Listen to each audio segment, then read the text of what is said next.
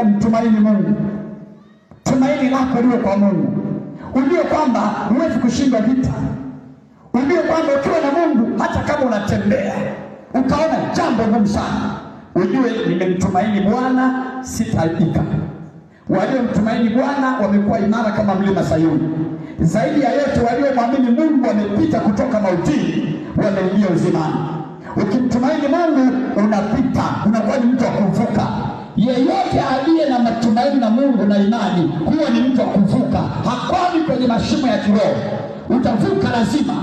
Cha msingi uwe na imani na Mungu, uwe na matumaini na Mungu, utavuka kila eneo ambalo ni baya, ni bovu, ni la shida, utavuka. Ni jambo la wakati tu, utapenya mahali hapo, utastawi, utafanikiwa, utabarikiwa, utamiliki kwa jina la Yesu. Kama unaamini sema amen. Haleluya, haleluya. Kwa hiyo ishi kwa imani. Hata kama mambo ni magumu kiasi gani, ishi kwa imani. Kuwa na matumaini na Mungu wako. Mtumaini Mungu kwa moyo wako wote. Ndio maana nasema mtumaini Mungu kwa moyo wako wote. Umkiri yeye, naye atanyoosha mapito yako. Acha kuzitumainia akili zako mwenyewe. Anasema hivyo katika Mhubiri, tumaini Bwana, atanyoosha mapito yako na njia zako. Ukitumainia akili zako, utaishia kwenda kwa waganga wa kienyeji. Utaishia jambo ambalo la kiroho, utatafuta utatuzi wa kibinadamu, na hapo ndipo utakwama. Watu wengi sana wanaposhindwa katika mambo wanaishi ni jambo la kimwili, nitafute mtu, nitafute, lakini Mungu anasema ole wao watafutao mashauri, lakini hawatafuti kwangu mimi, asema Bwana. Kwa hiyo vizuri njia zako zote uzikabidhi kwa Mungu, hata kama ni jambo gumu namna gani. Ukishamwambia Mungu, hili jambo nimekukabidhi, wewe kuwa na amani. Haulogwi wala haufi wala hautaaibika. Yaani mwambie Mungu, nimekukabidhi, hata kama ni watu wanakusumbua, taja majina yao. Nenda mbele za Mungu kwenye maombi, mwambie Mungu, majina hao watu ndio wanaonisumbua mimi, wananitesa hawa. Hao watu wananitesa, ama ni wachawi, ama ni watu wenye fitina zao, ama ni watu wasionipenda kwa sababu zao. Mungu, na wakabidhi mikononi mwako, na umwambie unataka wafanye nini. Kama unataka Mungu waue, mwambie Mungu waue. Wala Mungu haogopi kuwaua watu. Ndio maana alimwambiaje Musa, wanakusumbua hao, ni waue wote. Suluhisho la kumtoa naye kusumbua ni kumuua. Hiyo ni kibibilia.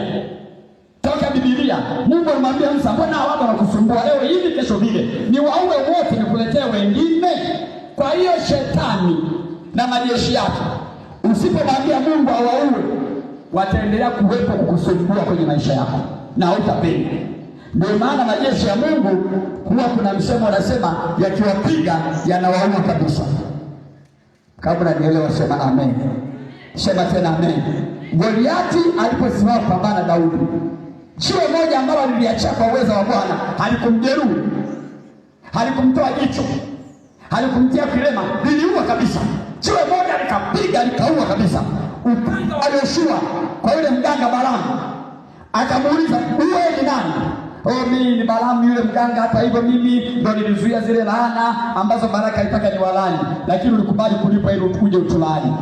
Yoshua akamwambia, kama sio Mungu kukuzuia ungetulaani wewe. Kama sio Mungu kukuzuia ungeniroga wewe, ungenichukua msukule wewe. Kama sio Mungu kukuzuia wewe, ungenifunga jela wewe. Kama sio Mungu, kama sio Mungu wewe lazima ufe. Kabisa yani. Yoshua akavuta upanga, cheka yule mtu, akamaliza. Upanga wa Yoshua ukamtekelea mbali Balamu mchana. Akusikiliza maelezo. Kuna watu ni Mungu amekusaidia tu. Wangepata kuweza wangekutoa duniani, ila ni Mungu amekusaidia. Hata wakija kwa kandio, unajua sisi, waambie nyie nia yenu ilikuwa mimi niangamie. Ni Mungu tu amenisaidia. Yoshua kutaka maelezo ya Balamu, alicheka upanga. Haleluya, haleluya. Yuda alipomjaribu Yesu akamsaliti, kipigo ambacho Yesu alirudisha ni kifo. Akaenda akajinyonga mwenyewe akafariki. Nini? Hataki kumwacha msaliti, asije akaja kumsaliti siku ya ufufuo. Akapigwa upanga, kifo, Yuda akafa. Anania alipojaribu kumdanganya Roho Mtakatifu, Roho Mtakatifu hakumwacha, fyeka akafa. Kwa hiyo kipigo cha Mungu huwa akimwacha adui hai. Ni wewe tu ndio unalemba.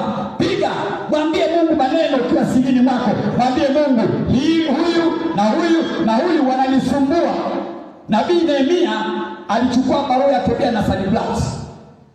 Mtu akikutumia message za vitisho au message za kukwambia na kuua, chukua ile message iweke mbele za Bwana.